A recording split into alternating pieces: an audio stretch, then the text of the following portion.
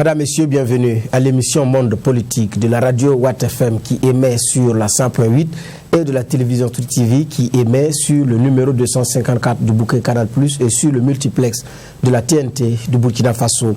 Votre émission reçoit aujourd'hui le docteur Patrice Kourago. Il est membre de la troupe de conteurs de l'Arlé Nabat Tigré à la radio nationale et à la télévision nationale, même si pour le moment les contes de l'Arlé Nabat Tigré ne se déroulent plus. Il faut dire également qu'il est détenteur d'une maîtrise en sociologie à l'université de Ouagadougou, d'un master également en sociologie à l'université Senghor d'Alexandrie en Égypte et d'un doctorat en sociologie de la culture obtenu à l'université Mohamed V à Rabat au Maroc. Il est conférencier, chercheur au CNRST et il est également conseiller spécial du président du Faso depuis mai 2017 sur les questions du tourisme et de la culture. Il est membre du bureau politique national du MPP, là nous parlons de sa casquette politique, et premier vice-président de la Fédération du Centre-Nord.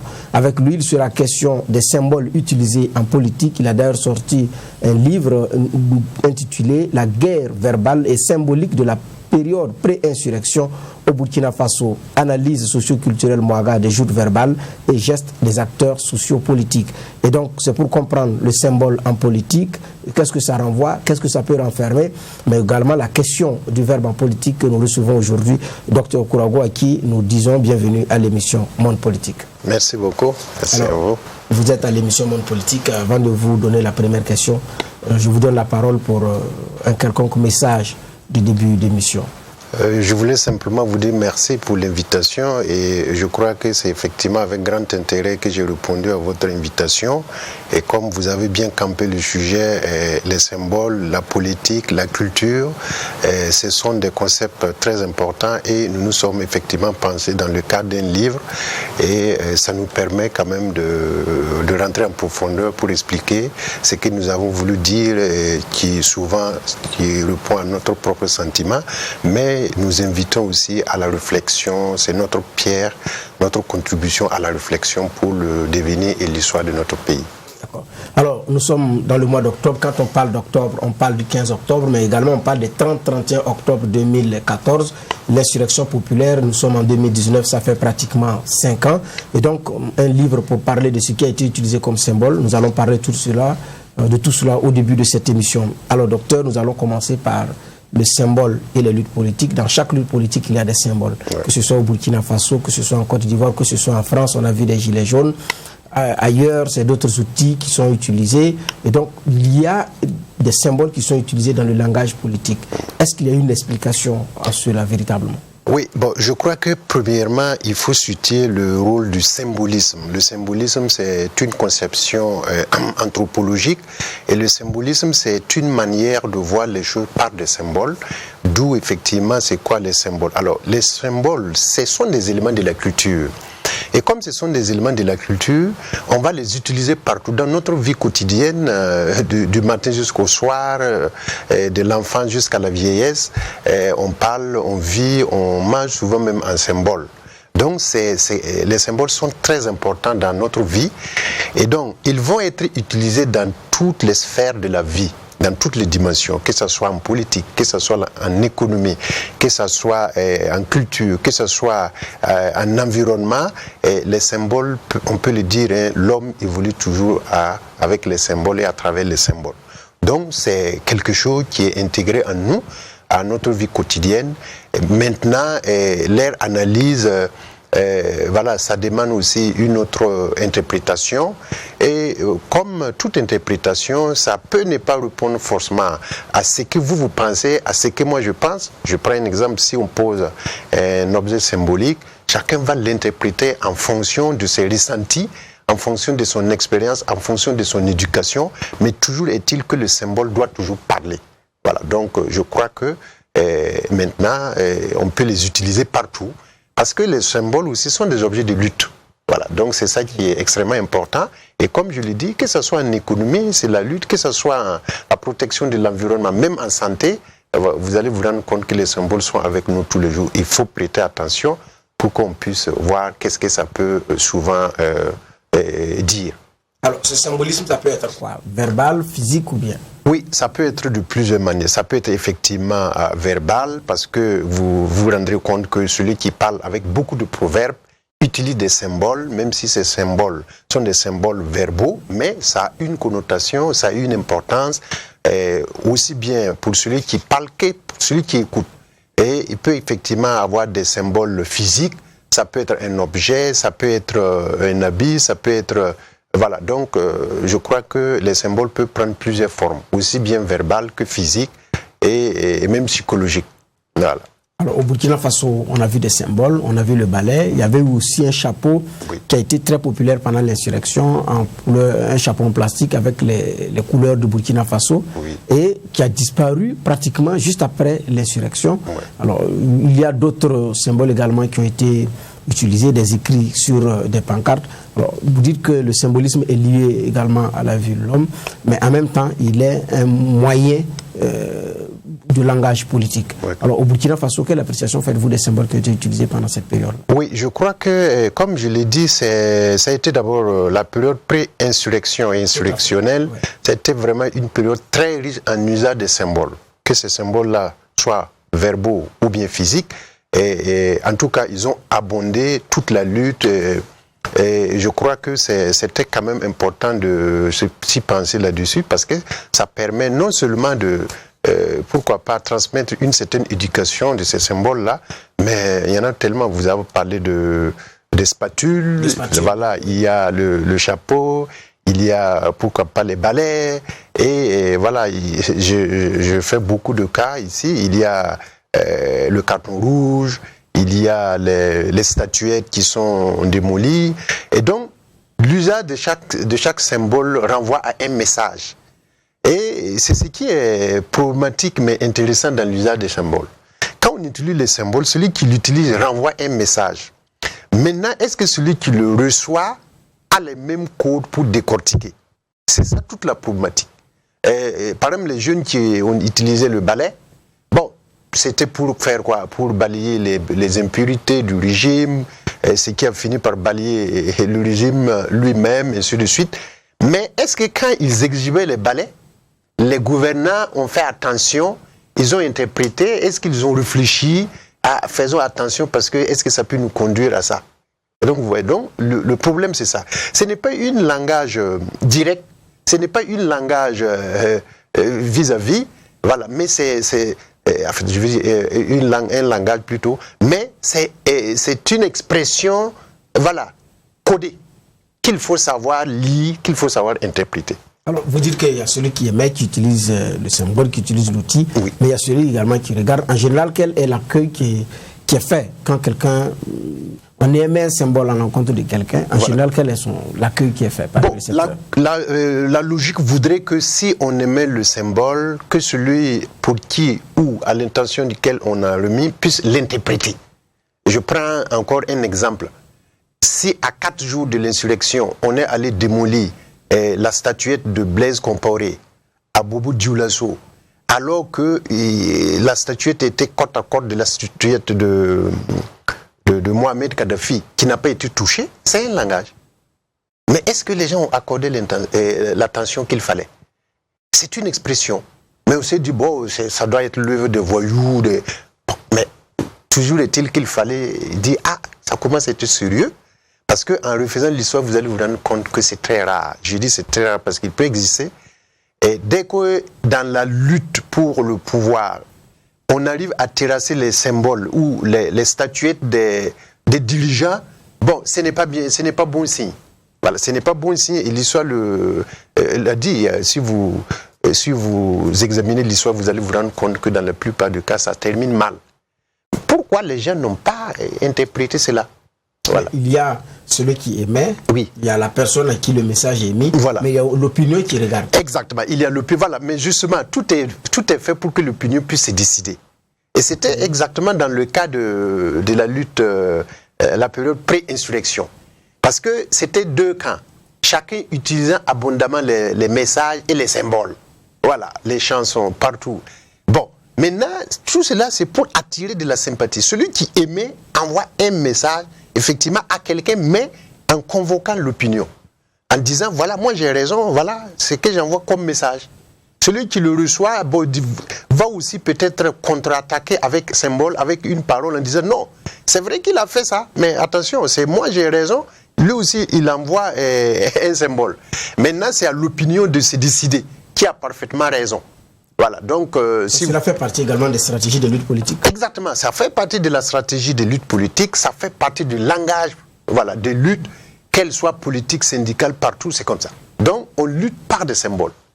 Vous êtes à l'émission Monde Politique avec Dr Patrice Kourago. Je rappelle qu'il est conseiller spécial du président du FASO, mais sur le plan politique, il est membre du bureau politique national du MPP, premier vice-président de la Fédération du Centre-Nord. Il faut dire également qu'il est c'est un sociologue de la culture. C'est comme ça qu'on vous appelle. Exactement. D'accord. Ouais, donc pour ceux qui nous écoutent en radio et qui viennent de nous prendre en marche, alors nous allons évoluer, nous allons voir maintenant les symboles qui ont été utilisés au niveau de l'insurrection populaire. Donc l'insurrection populaire et ses symboles. Ouais. Il y a eu l'action des femmes le 27 octobre avec des spatules. Exactement. Vous avez fait une analyse socioculturelle de ces symboles-là. Ouais. Qu'est-ce que cela renvoie?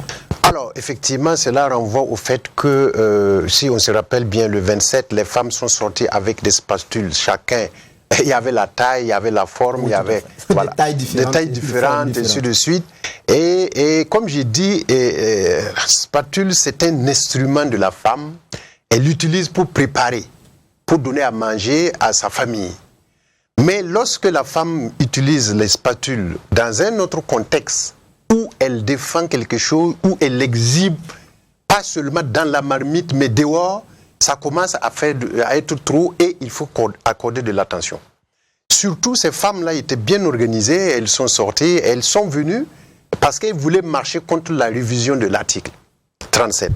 Et effectivement, comme ce que je fais comme analyse, c'est rendu compte que d'abord la marche était interdite. Mais malgré tout, elles ont bravé l'interdit et elles sont venues avec les spatules. Et j'ai dit, si vous vous rendez compte ce jour-là, même les forces de l'ordre, comme c'était des femmes, les forces de l'ordre ont commencé même à capituler parce que elles ont franchi la ligne rouge, mais il n'y a pas eu de violence. Oui. Et si, effectivement, il y avait eu corps à corps, et les femmes étaient prêtes à tout faire, il y a d'autres même qui étaient prêtes à se déshabiller, et vous le savez, dans le contexte Mouara et africain, si la femme se déshabille, c'est un problème, publiquement. Voilà. Et donc, avec les spatules, elles ont montré qu'elles voulaient quelque chose et qu'elles pouvaient l'obtenir. Et j'ai dit qu'on s'est rendu compte que les forces de l'ordre ont désarmé. On les a laissés marcher. Et j'ai dit, il fallait faire attention. Parce que si les forces de l'ordre, qui sont chargées de mettre l'ordre, ont capitulé le 27 face aux spatules, il fallait réfléchir à ce qui pouvait venir. C'est un message qui était lourd de sens. Ah oui, c'était lourd de sens. Ça veut dire que, comme disent les Anglais, game is over. La lutte est terminée. Parce que les femmes ont mené la lutte symbolique. Elles ont terrassé. Parce que les forces de l'ordre ont capitulé. Ils ont dit, bon, on ne veut plus de ce pouvoir. Et nous sommes sortis, très nombreuses. Et nous avons envoyé ce régime-là ailleurs. On a utilisé nos instruments, qui sont les spatules, pour dire qu'on n'est pas d'accord. Et dans les villages, c'est comme ça. Hein. Je lis l'extrait, on dit de Saran Sérémé, lors de cette marche d'ailleurs, elle dit « Nous rejetons avec force toute idée d'unique fils prodige sans qui notre nation sombrerait. Tous nos enfants ont en eux la capacité et la compétence de sortir notre pays des affres qui l'embrigadent. » Voilà. C'est vraiment le message des femmes à leur voilà. De leur fils. Donc on a dit oui, 27 ans après, on dit oui, bon, il faut, après Blaise Compaoré, il faut tirer l'échelle. Il n'y a plus, parmi les 18 millions, il n'y a plus quelqu'un. Ils disent non, nous sommes des mères, on a mis au monde des enfants, ce n'est pas le seul fils. On ne le déteste peut-être pas, mais on peut confier notre destinée à quelqu'un d'autre. Donc elles sont sorties dire que non, ne sont pas d'accord avec cette façon de voir les choses. Et c'est avec les spatules. Voilà. Et donc, ça dit qu'à partir de ce moment-là, celui qui est en face peut changer d'attitude. Oui, exactement. Donc, la bonne attitude, c'était de dire, bon, c'est vrai. Parce que la lutte était un peu dure. Mais il fallait dire, bon, quand même, culturellement, il fallait faire attention. Et il y a plusieurs choses comme ça. Hein. Et si vous n'interprétez pas dans tous les sens, bon, ça peut arriver. On n'a pas dit forcément que c'est parce que les femmes ont marché que Blaise est... Voilà, c'est un symbole qu'il fallait analyser. Il fallait dire, ah, qu'est-ce qu'on va faire? Mais pour certains, il y a un rituel qui va avec, et si ce rituel n'a pas été fait, donc il n'y aura rien. C'est peut-être cela. Bon, oui, c'est vrai. C'est vrai aussi que ça ne doit pas être une menace permanente. Et parce que si votre femme, chaque fois, veut brandir la spatule pour vous chasser de la maison, bon, vous n'allez pas finir par céder. Mais comme c'était extrêmement rare et que la lutte avait pris une autre forme, il fallait se dire, bon, il faut qu'on commence à réviser nos positions parce que ça commence à gagner. Et si vous vous rappelez, même France 24, les médias ont dit, les femmes avec des spatules refusent la révision de l'article. C'était titré comme ça. Donc, ça veut dire que même chez l'Occident, la lutte avait commencé à prendre une autre forme.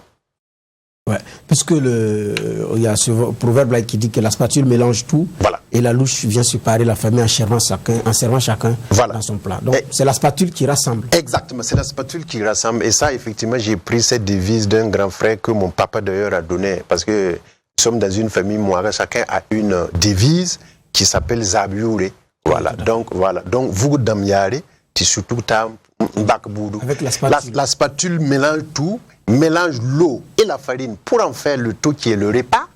Maintenant, l'ingrate tâche revient maintenant à la louche qui va enlever 2 boules pour le zaksoba, une boule pour le jeûne, ainsi de suite. Et donc, symboliquement et en moré, ça veut dire que la spatule rassemble, c'est la louche qui sépare.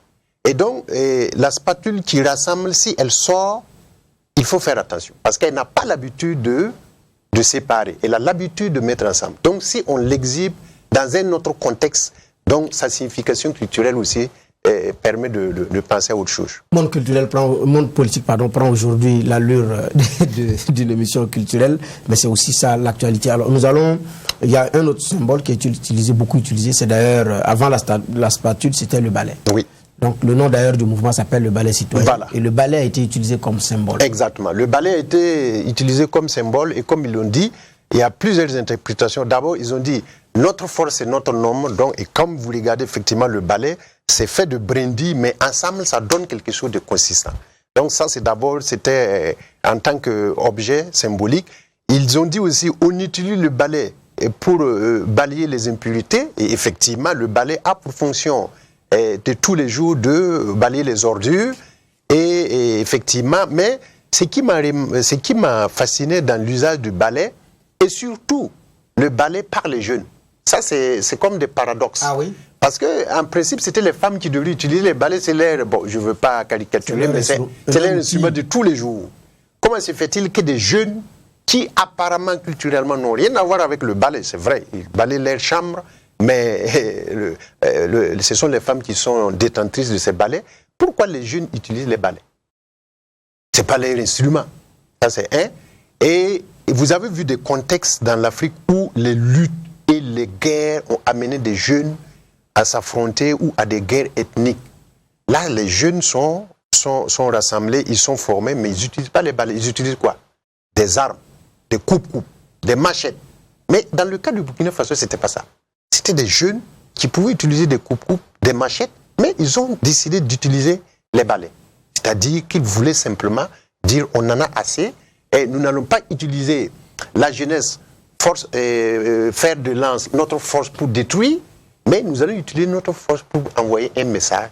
C'est-à-dire on en est marre, on est fatigué, on va balayer. On a la force pour détruire, mais on ne va pas détruire, on va balayer. Voilà, c'est comme ça que moi je perçois le message. Et l'usage de... Ils s'appelaient d'ailleurs les citoyens balayeurs. Voilà, les citoyens balayeurs, les cibales et les... Voilà, c'était leur nom comme ça. Et donc, voilà. Mais il y a eu le carton rouge de Arba Diallo qui n'est pas forcément un symbole africain, sauf peut-être que l'histoire, mais c'est beaucoup plus utilisé dans le football. Oui. Mais ce n'est pas forcément un symbole de la culture burkinabé. Exactement, oui, mais je l'ai dit, mais parce que comme j'ai dit, c'est une interprétation, elle peut partir du personnel, mais ça peut avoir un sens. J'ai dit que Arba Diallo, d'abord... Ce jour-là, je crois, bon, je ne me rappelle plus de la date, mais c'est à l'approche de l'insurrection. Alors, il a invité tous ceux qui étaient au stade du 4 août à se mettre debout. Parce que j'y étais. Et il a dit, on va mettre un carton rouge à Blaise Compaoré. Et il a brandi son carton rouge. Et c'est en ce moment que ça a commencé à tiquer dans ma tête. J'ai vu qu'il était coiffé de bonnet rouge. Il avait un bazin rouge. Je n'ai pas pu voir ses babouches, mais son carton était rouge. Donc, l'abondance du rouge, c'était déjà du symbole pour moi. Et j'ai cherché à comprendre la signification du rouge. Là, le rouge a plusieurs significations, 2 principalement. Donc, à quelque part, on voit en Rome, en Italie et dans d'autres contrées, le rouge renvoie à la noblesse, à l'intelligence, et au soleil, à l'espoir. Mais généralement, dans le contexte africain, le rouge, ça renvoie au combat, ça renvoie même au sang. Vous allez vous rendre compte que souvent, quand vous voulez payer des objets rouges, on va dire que c'est pas bon, une voiture rouge. Bon. Les gens se méfient de la couleur rouge parce que ça tend vers... mais ça renvoie au combat, à la lutte. Donc, d'abord, dans son habillement, il avait envoyé des symboles. Ce n'est pas du jeu, c'est du combat, mais un combat intelligent. Et dans un stade, j'ai dit, le stade, ce n'est pas fait pour s'affronter. Le stade n'est pas fait pour la politique. Bon, c'est vrai, il y a des stades recto-verso. Mais le stade est fait pour un jeu. Comment se fait-il qu'un air de jeu est transformé en air politique? Pour moi, Albert Diallo voulait nous dire la politique, au fini, c'est du jeu. Il faut faire attention, il ne faut pas faire la bagarre en politique. Il y a cette lecture aussi. Voilà, il y a cette lecture aussi pour moi. Donc, il a dit c'est du jeu. Et encore, Albert qui était de l'opposition, qui brandit carton rouge à Blaise Compaoré, qui était du pouvoir. Mais Arba ne se prenait peut-être pas comme un opposant, mais il se prenait comme un arbitre, parce qu'effectivement, l'âge lui donnait raison. Oui, d'ailleurs, c'était le qualificatif, le sage. Voilà, le Arba sage. Diallo qui est parfois donné par au niveau des médias. Donc, exactement. Donc pour lui, Blaise Compaoré et son peuple, ou bien une partie de son peuple, étaient en difficulté, et lui, il se porte garant d'être sage, et il dit à Blaise, fais attention, parce qu'il n'a pas donné carton rouge. Non, carton jaune. Il a donné carton rouge. Il faut arrêter. Une fois de plus, c'est fini, c'est plié, il faut partir. Voilà. Donc, voici un peu les symboles qu'on peut utiliser. Donc, il y a le rouge et il y a aussi sa sagesse. Et il a fait avec humour, d'ailleurs. Voilà, il a fait avec humour et voilà, peut-être il n'a pas imaginé, peut-être, voilà. Mais nous, on peut, après, c'est comme on dit, il faut déconstruire. Nous, on peut se permettre de faire des analyses, dire, bon, on aurait dû dire, ah, écoute, bon, le vieux, quand même, il est allé de fort, il faut peut-être comprendre pourquoi c'est là. Bon, c'était aux autres parties de... Ça veut dire que même dans la vie, il faut toujours faire attention aux paroles, il faut faire attention aux symboles, il faut faire attention à ce qu'on envoie comme message souvent. Voilà. Oui, mais puisque en son temps, beaucoup de symboles, beaucoup de gestes amusaient. Oui, c'est vrai. Donc, effectivement, on ne pouvait pas prendre tout au sérieux. Mais je me dis, il faut aussi faire attention dans la vie, comme disait quelqu'un. Donc, il y a du sérieux, mais même tout ce que vous prenez, il faut toujours mettre du sérieux, il faut analyser. On n'a pas dit, bon, voilà, on a vu que si vous êtes en rouge, on va cesser, c'est pas ça. Mais il faut analyser pour comprendre la gravité et savoir arrêter quelque chose qui ne va pas aller loin. D'accord. Maintenant, nous allons aborder, nous sommes toujours dans les symboles de l'insurrection populaire, mais il y a eu le poids des mots. Oui. Alors, il y a beaucoup de mots qui ont été utilisés, des phrases qui ont été utilisées, parfois qui ont choqué, parfois qui ont fait rire, parfois qui ont amené à réfléchir. Oui. Donc, il y avait le poids des mots aussi dans la période pré-insurrectionnelle. Oui, effectivement. Comme j'ai dit, on n'a pas compris pourquoi les Burkinabés subitement se sont réveillés et chacun voulait trouver le mot assassin, et la phrase assassine. Donc, c'est en ce moment que j'ai dit qu'il y avait vraiment une prolifération des termes et la parole, effectivement, on devrait peser et sous-peser. Mais malheureusement, les gens sont allés de tout ce qu'ils voulaient. Et ça a été une période très riche en vocabulaire, en fabrication. C'est comme vous l'avez dit, ça amusait, mais ça disait aussi un malaise. La phrase fétiche, c'est « hey ». Voilà, la phrase fétiche, ça c'était... Voilà, c'était pratiquement le slogan des opposants. Et voilà, et comme je l'analyse aussi, j'ai dit « hey, hey, ngao ». Bon, c'est dans le moré. Si on dit « hey, hey, ngao », ça veut dire qu'il faut faire attention, fais gaffe. Si tu t'amuses, ça va pas, je vais parler comme des Ivoiriens, ça va barder. Voilà, hey, hey, ngao. Il faut faire attention. C'est donc, et j'ai dit, ça s'est dit à un enfant qui est têtu. Alors, qui est têtu, on dit, bon, si tu continues, ça va chauffer.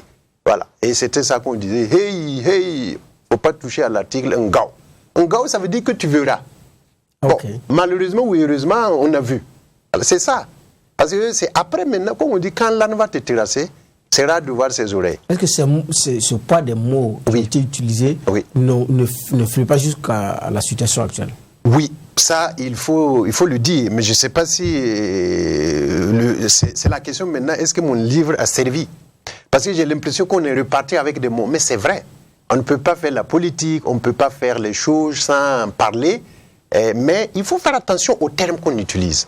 Parce que si vous regardez la période pré-insurrection, il y a eu beaucoup de termes qui ont été... C'était frustrant, on peut prendre beaucoup d'exemples. Hein. Le MPP s'appelait Mouvement Pilim-Pabé. Voilà, le MPP... Ou le Mouvement des Postes Perdus. Voilà, ou le Mouvement des Postes Perdus. Quand vous entendiez ça, qu'est-ce que ça vous faisait? Oui, bon, ça nous faisait rire, mais j'ai posé la question aux gens. Quand on dit Pilim-Pabé, ça veut dire quoi? C'est Amoré. Mouvement Pilim-Pabé, donc mouvement, ça c'est en français, mélangé de mots, donc c'est endogène. Le Pilim-Pabé, comme je l'ai dit, c'est cacher et frapper. Et ce qui est terrible, c'est frapper. Amoré, quand on dit on a frappé quelqu'un, on t'a humilié. Ça dit que toi, tu n'as pas pu résister. Voilà. Et Pili, c'est feinté. Voilà. Donc, j'ai dit, le mouvement Pilim-Pabé, les gens croyaient que c'était une énième des manœuvres de Compaoré. Donc, les gens n'ont pas cru d'abord au MPP. Ça, il faut se le dire. On a dit, ces gens-là ne peuvent pas quitter laisser Blaise Compaoré. Ils sont en train de vouloir nous feinter. C'est ça, ils ont dit que c'est le mouvement Pilim-Pabé. Donc, ils veulent nous feinter peut-être pour encore amener une autre manœuvre. Et ça, en fait, ce n'était pas fait pour dire que c'est Blaise qui voulait frapper quelqu'un. Il y a certains qui croyaient qu'ils voulaient nous feinter.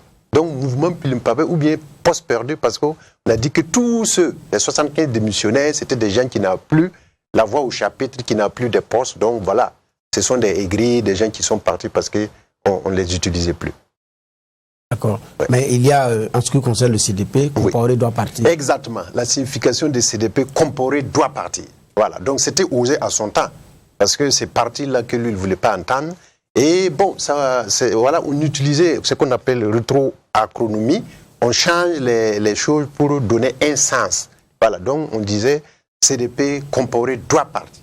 Et effectivement, je continue avec la phrase de Sam Kaledia qui dit ce président-là, il doit partir et il partira. Oui, c'est une de ces choses. Voilà, donc, et on répétait à cœur aussi, pendant les meetings, cette chanson.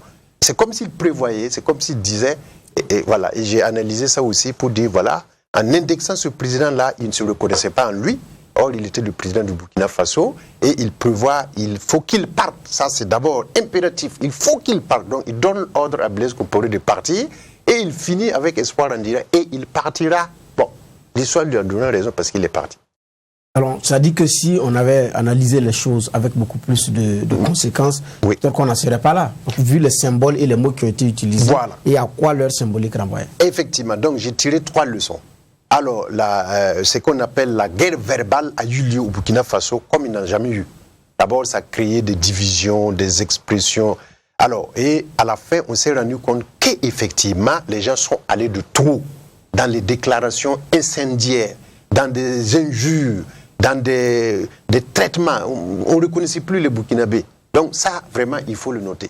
Deuxième observation, moi j'ai qualifié, peut-être je suis trop excessif, mais je trouve que les gens ont été très égoïstes. Aussi bien les opposants que les gens du pouvoir. Personne n'a voulu céder d'un pas. Personne n'a voulu dire, attention, on est en train de tirer le pays à quelque part. Nous sommes les fils de la même nation, et c'est vrai que nous avons des divergences politiques, mais il ne faut pas qu'on aille jusqu'à faire des choses qui ne sont pas bien. Donc ça, c'était tout le monde. Chacun a regardé son intérêt. Et la troisième, et ça c'est une interprétation heureuse, j'ai dit que la guerre verbale a permis d'éviter la vraie guerre. Ah oui? Et c'est le lieu de vous remercier parce que vous avez joué à son temps un rôle très important dans les médias. Ils ont donné la parole à tous les Burkinabés, les gens ont parlé. J'ai dit, si les gens n'avaient pas eu le temps de verser l'air trop plein de colère en inventant des phrases, en insultant, peut-être l'insurrection allait être beaucoup plus douloureuse. Parce que, comme je le dis, c'est que la bouche n'a pas pu dire, c'était avec des coups de poing qu'on allait tenter de le dire, et ça allait être beaucoup plus catastrophique. Mais il y a une phrase sur un carton qui a marqué les esprits, c'est Blaise Compaoré, Ebola du Burkina Faso. C'est quand même fort. Oui, effectivement, et comme je l'ai dit, oui, c'est lors des manifestations, et vous savez que j'ai dit, c'était une déclaration qui voulait coller la lutte à l'actualité. Voilà, ça c'est normal que les gens veulent coller, et voilà. Donc, mais j'ai dit, c'est quand même malheureux qu'on puisse comparer Blaise Compaoré, 27 ans, président du Burkina Faso, à Ebola, qui était une maladie d'abord contagieuse, très dangereuse, une maladie crainte par tout le monde. Bon, c'est vrai, nous sommes en politique, il faut peut-être dénigrer, mais je trouve que c'est mon avis personnel, je crois que ça a été exagéré, Parce qu'on ne peut pas comparer quand même un président, un être humain à une maladie qui décimait des personnes. Mais bon, peut-être aussi, comme j'ai dit, c'était en termes d'amusement, mais moi, en interprétant, j'ai trouvé que c'était un peu excessif. Mais après tout ça, il y a des leçons à tirer, des enseignements également à tirer de ces symboliques, que ce soit physique ou verbal. Voilà, c'est ça. Et c'est comme ce que je disais, c'est les 3 leçons que les gens ont exagérées, que les gens ont été égoïstes, mais que ça a permis aux gens de s'exprimer. De verser le trop plein. De verser le trop. Donc, et du coup, ça a été ce qu'on a appelé en sociologie la catharsis sociale, c'est-à-dire un coin où on peut, j'aime expliquer cette expérience, je crois, chinoise ou asiatique, on fait des salles où on permet aux travailleurs d'aller boxer les patrons là-bas.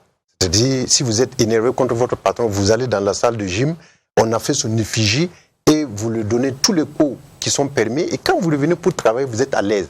Pour moi, ça a été comme ça. C'est-à-dire, les gens étaient énervés les uns contre les autres. Alors, ça leur a permis de vider la colère et de revenir à une certaine sérénité. Et la leçon, c'est que quand on fait la politique, il faut mettre quand même, et comme je le dis, quand même, un peu de quoi on dit, un peu de l'eau dans son vin. Voilà, nous sommes... Tout le monde bataille pour le développement. Tout le monde bataille, même quand on veut prendre le pouvoir, c'est pour l'améliorer. Donc ça ne suffit pas d'en venir à des déclarations, à des insultes qui peuvent quand même remuer le fondement de notre vivre ensemble. On constate que maintenant sur Facebook, c'est ce qu'on vit. Ah oui, et ça c'est vraiment... Après l'insurrection, après la transition, les choses ne sont pas tassées. Ça c'est vrai. Les gens, ce n'est pas tassé, mais je ne sais pas. Je ne sais pas qui il faut accuser. Mais je ne dirais pas qu'on n'a pas achevé l'insurrection, ça c'est pas la version qu'il faut. Mais, comme on le dit, on a l'impression que les Burkinabés sont en insurrection permanente. Et dans Facebook, des sujets permanents. Voilà. Tout est, oui, c'est nous qui faisons et nous défaisons, plus rien ne sera. C'est très bien. Mais à un certain moment, il faut s'arrêter. Parce qu'on ne peut pas continuer comme ça à construire une nation. Et comme ce que je l'ai dit, il faut faire la politique autrement. Faire la politique autrement, c'est donner ses idées. C'est qu'on pense, mais sans forcer. Parce que c'est que, comme on dit, vérité en deçà des Pyrénées, erreur au-delà. Ta vérité n'est pas forcément ma vérité, même si elle doit être universelle.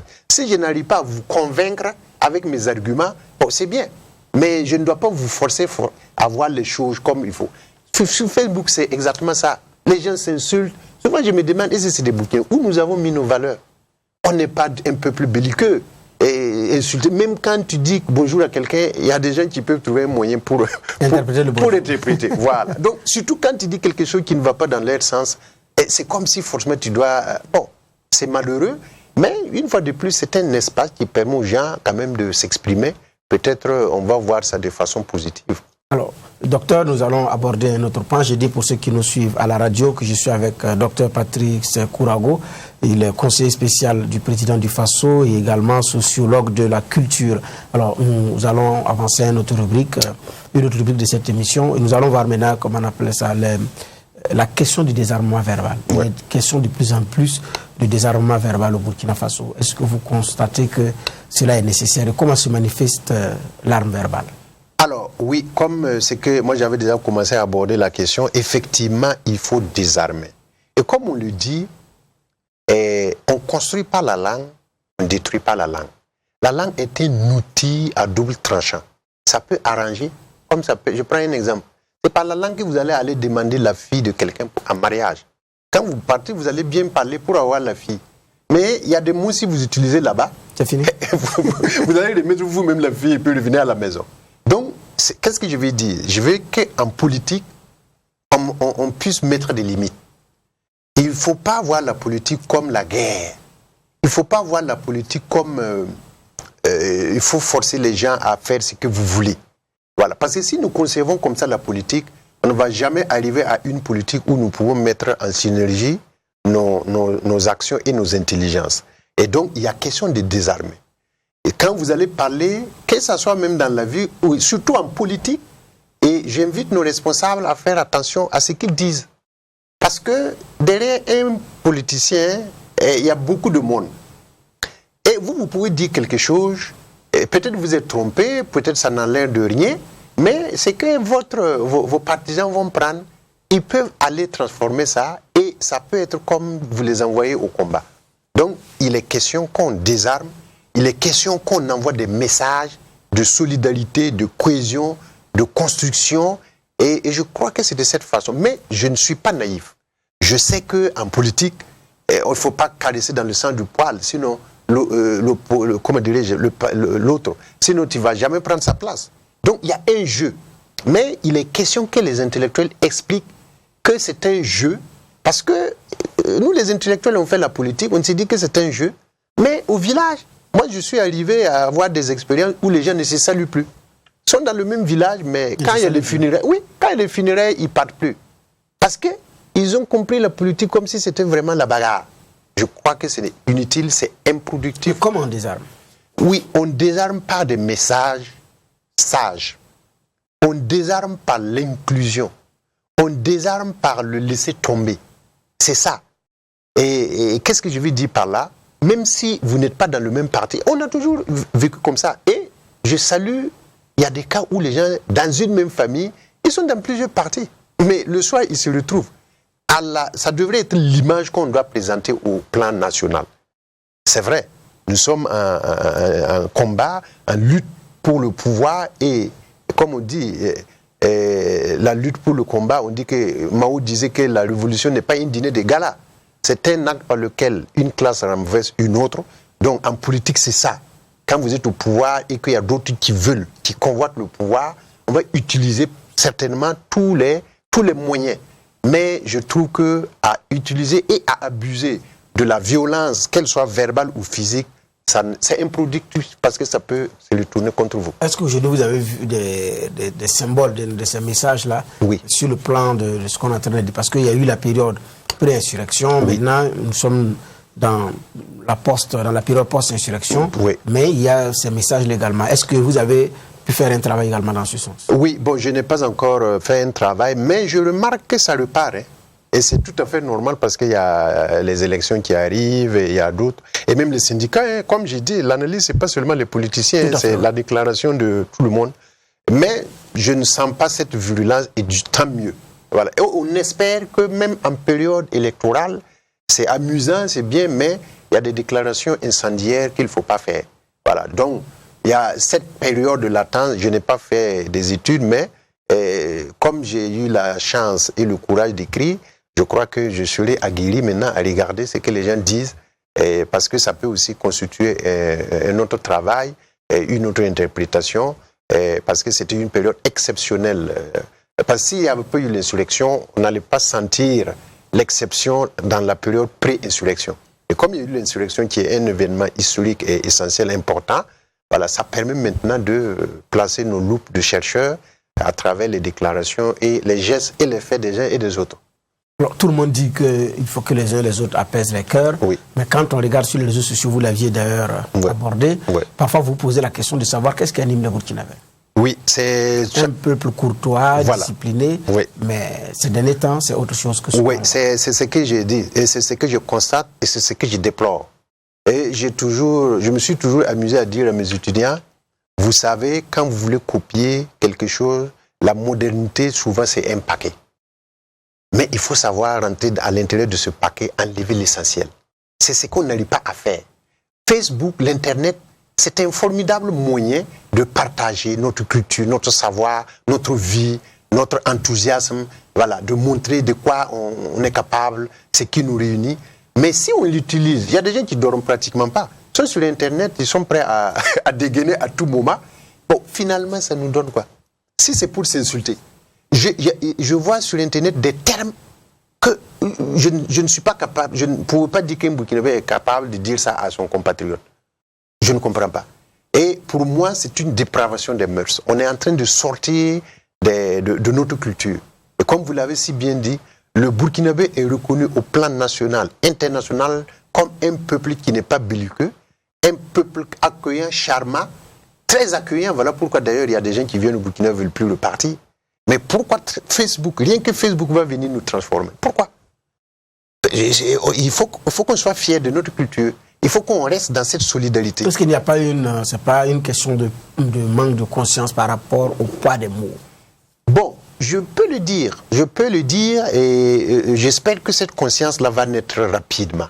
Sinon, les mots, on dit, les mots tuent plus que les balles. Et quelqu'un peut vous dire quelque chose, mais toute votre vie, vous êtes foutu.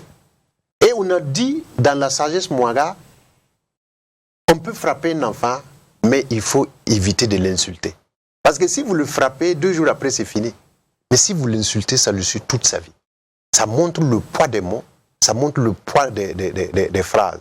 Et donc, à l'aune nationale, il faut que chacun, dans ce qu'il fait et dans ce qu'il dit, bon, il faut qu'il y ait de la mesure. Il y a des gens qui n'insultent jamais les autres. Alors, on peut ne pas être d'accord, on peut discuter d'un désaccord, mais on n'est pas forcément obligé de s'insulter. S'insulter même, c'est tomber très bas. Même si c'est sur Internet, même si vous êtes derrière un faux profil, vous vous insultez, au final, pour moi, vous vous insultez. Parce qu'on peut se parler sans s'insulter.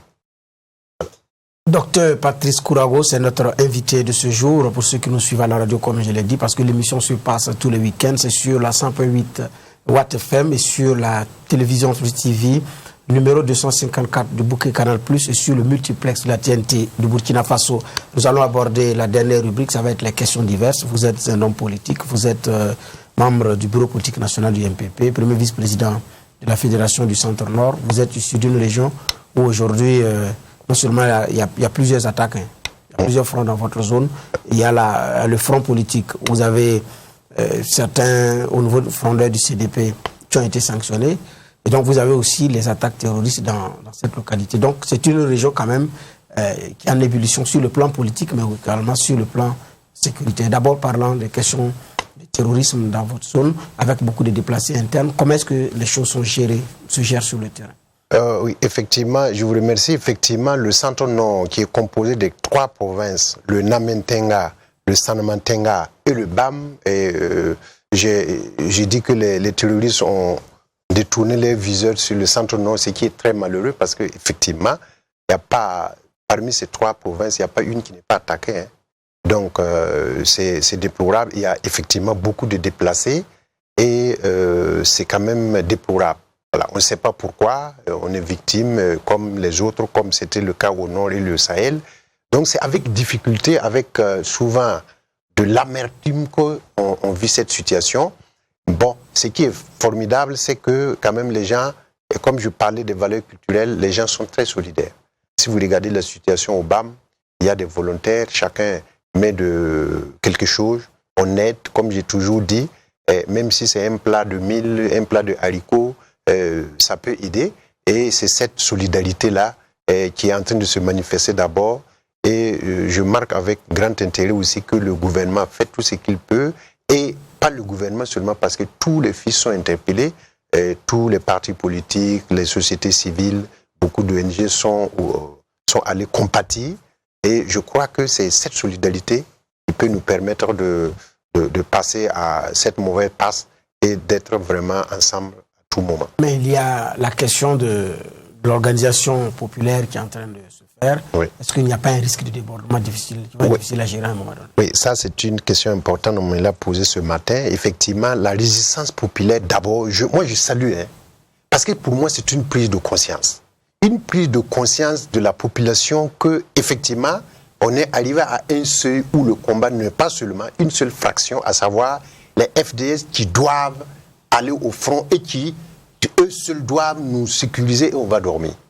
Et j'ai même dit que c'est une bonne chose pour moi parce que ça nous replace dans notre histoire. Ça montre que nous sommes les vrais fils de Guimbé Ouattara et les grands personnages. Parce que vous connaissez que le peuple burkinabé est historiquement un peuple combattant. À un certain moment, si le peuple est ébranlé dans son fondement, alors les gens se sont levés, ils ont dit non, il n'est pas question. Donc, je parle de la révolte des Banwa, et ainsi de suite jusqu'au Sahel. Donc, c'est pour dire que les gens ont pris conscience et les gens veulent participer effectivement dans cette lutte-là. Maintenant, une chose est de prendre conscience. Une chose est de vouloir participer. Maintenant, la forme doit être définie. Voilà, pour que, comme vous l'avez si bien dit, il ne faut pas qu'il y ait de débordement. N'importe qui ne peut pas se lever, aller chercher des armes parce que je veux combattre, mais il faut que ça soit encadré, surtout pour ceux qui sont... de débordement communautaire. Non. D'affrontement communautaire. Bon, ça c'est... Non, il faut pas qu'on aille dans ce sens. Si on va dans ce sens, on est mort. Parce que je comprends ce que vous avez dit, mais ceux qui veulent participer à cette résistance-là doivent le faire dans le cadre de l'encadrement de ceux qui sont commis pour le métier de la sécurité. Voilà. Mais effectivement, il y a un risque. Parce que si on dit ouais, c'est un tel qui nous attaque, c'est un groupe tel qui nous attaque, ça, on est parti pour des choses qui ne sont pas intéressantes. Un autre front, c'est celui politique où des cadres du CDP ont été sanctionnés. Ouais. Cadre Désiré Ouedraogo, originaire également de cette localité, candidat déclaré à la présidence. Ouais. Donc il y a une querelle de leadership qui se déroule. Vous êtes au MPP, vous voulez également vous positionner. Ouais. Est-ce que ce combat ne vous arrange pas définitivement? Bon, je vais répondre comme culturellement. Une femme qu'on avait demandé, est-ce que l'enfant de votre coépouse, sa coépouse qui venait d'avoir un bébé, on a demandé, il dit non, comme je n'aime pas l'enfant de ma coépouse, je ne demande pas si c'est un garçon ou bien c'est une fille. Je caricature, je dis bon, je ne m'intéresse pas trop à leur affaire parce qu'on n'est pas dans la même formation politique. Est-ce que ça vous arrange pas? Oui, mais ça ne nous arrange pas. Mais est-ce que ça nous arrange ou ça ne nous arrange pas? Est-ce que c'est pas vous qui les avez suscités? Non. Par personne interposée juste pour pouvoir avoir... Non, je peux vous assurer que nous avons d'autres chats à fouetter que de rentrer dans un parti pour... Mais si on avait ce pouvoir, ça allait être bien. Est-ce que vous comprenez ce que je veux dire? Si on pouvait le faire, ça allait être bien, même si on n'allait pas le faire. C'est pour dire que nos priorités sont ailleurs, mais ce qu'on souhaite, c'est que la paix revienne. Parce que la paix dans les partis aussi, la paix dans le pays dépend aussi de la paix des acteurs. Voilà, c'est que nous souhaitons. Bon, ils n'ont qu'à s'entendre là-bas. Et en attendant, en tout cas, nous, on a des préoccupations. Nous sommes sur le terrain et on est en train de dérouler un certain nombre de choses. Et bon, on verra. Quand ils vont finir de se battre, bon, il y aura d'autres affrontements. Alors, les hommes politiques se rassemblent, mais quand ce sont des syndicats ou des organisations de la société civile qui veulent faire des manifestations dans le sens de la dénonciation, oui. Très rapidement, la question sécuritaire est brandie et puis c'est interdit. Qu'en pensez-vous? Est-ce que on ne fait pas la force finalement à cette frange de la population? Non, vous savez que même l'expression syndicale doit se faire dans le cadre de l'égalité. Il y a une légalité. C'est dans le cadre de loi qu'il faut faire. Maintenant, si les gens, ceux qui, par exemple, s'il y a une manifestation politique, les gens veulent soutenir quelque chose, ils demandent autorisation, ils informent. Si ce n'est pas autorisé, je crois qu'on peut. Si, par exemple, vous voulez marcher pour soutenir quelqu'un et que ça va créer des débordements ou bien ça va déranger la vie de la communauté, on est en droit de vous interdire. Et je crois que les organisateurs doivent ne pas faire. Mais si vous organisez une activité et légalement on vous dit qu'il faut faire attention, ce n'est pas autorisé parce que, bon, moi je me dis que nous sommes républicains, on lutte tous les jours là. C'est pour que le niveau de notre démocratie avance. Or, vous savez, la démocratie, c'est aussi le respect de la légalité. Donc, à ce niveau, on ne peut pas accuser qui que ce soit. Docteur, mais les hommes politiques se rassemblent quand ce sont les syndicats et les autres organisations de la société civile. Oui. Rapidement, on dit non, il y a risque de débordement. Alors qu'on n'a jamais vu de débordement également à leur manifestation. Oui, mais ça dépend, puisque dans tous les cas, au niveau du syndicalisme, et ainsi de suite, il y a un cahier de charges. Il faut faire la demande et on examine, les maires examinent et puis donnent l'autorisation. Mais je ne peux pas d'emblée dire que ça pose problème ou que ça ne pose pas problème. Voilà. Mais c'est ceux qui sont habilités à accorder l'autorisation qui jugent de l'opportunité ou non de la manifestation. C'est ça. Ça dépend des arguments que chacun déploie et ça dépend de la feuille de route de chacun. Et là, si vous n'êtes pas habilité, comme j'ai dit, bon, il faut la prononcer, mais prononcer de façon fixe, ça pose problème. Voilà. Alors, dans votre zone également, il y a des routes à construire, mais qui posent problème. Est-ce que c'est réglé maintenant, cette affaire de route qui doit contourner ou qui doit éviter un pont ou un pont à construire, qui demande une rallonge budgétaire? Pour certains, c'est un faux débat parce qu'il y a eu les études de faisabilité avant les demandes de financement. Est-ce que le problème est réglé maintenant? Oui, je vous remercie beaucoup pour cette question qui touche effectivement, c'est principalement la route de Boulsa, c'est-à-dire Sapaga et Boulsa, effectivement une route qui a fait couler beaucoup d'encre et beaucoup de salive, beaucoup plus que l'encre. Bon, dans tous les cas, la route a été lancée. C'est cette même route qui a été lancée? Voilà, à Puitenga. Elle contourne ou elle contourne? Non, elle ne contourne pas, c'est ferme, c'est net, elle ne contournera plus. Parce que comme vous l'avez si bien dit... Le pont stratégique sera construit? Voilà, le pont sera construit et ça c'est sur foi et déclaration aussi bien du ministre que le président du Faso. Et la route arrivera à Boussa. Comme j'aime le dire, coûte que coûte, vaille que vaille, Maïmouna ira à Dakar. Donc la route va arriver à Boussa. Maintenant, peut-être c'est les échéances, et on ne peut pas dire à partir d'aujourd'hui la route arrive dans 8 mois, mais la route ne peut pas s'arrêter à Kalwatenga. Là, on a vu Blaise Compaoré à Guibo qui a dit que la route n'est pas, le goudron n'est pas fait pour s'arrêter à Congosi, ouais. Mais le goudron n'est pas arrivé.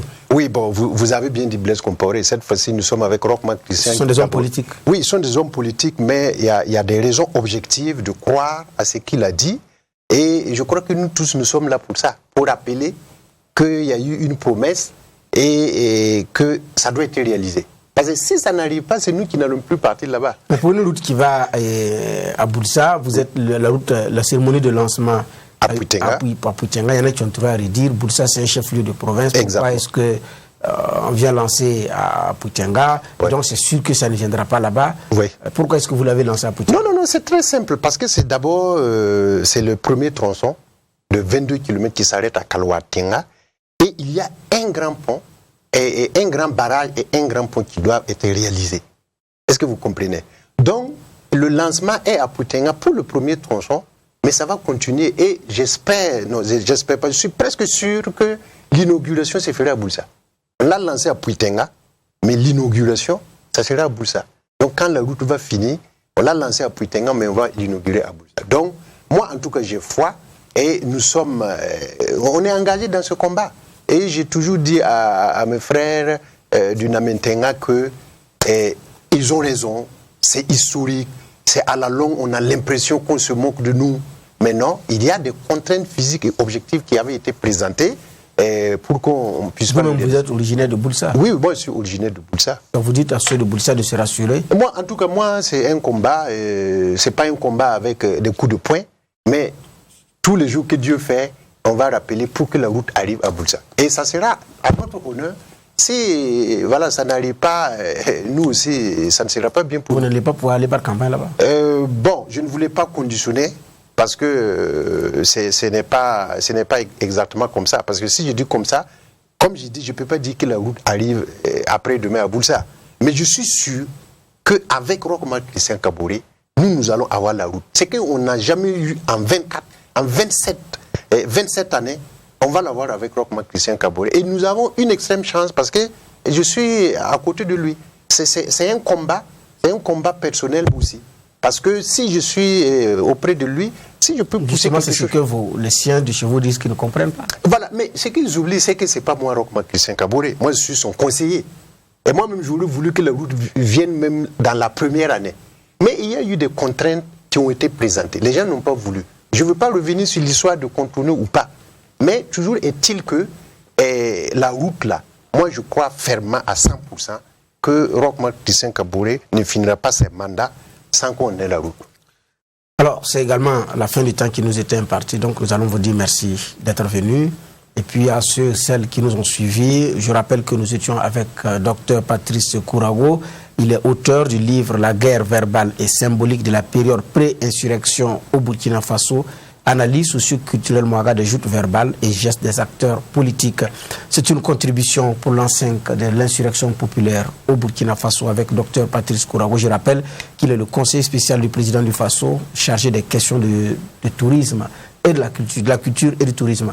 Au revoir, vous qui nous avez suivis. Merci et bien des choses sur vous. Nous allons donner rendez-vous le week-end prochain pour un autre numéro de votre émission Monde Politique.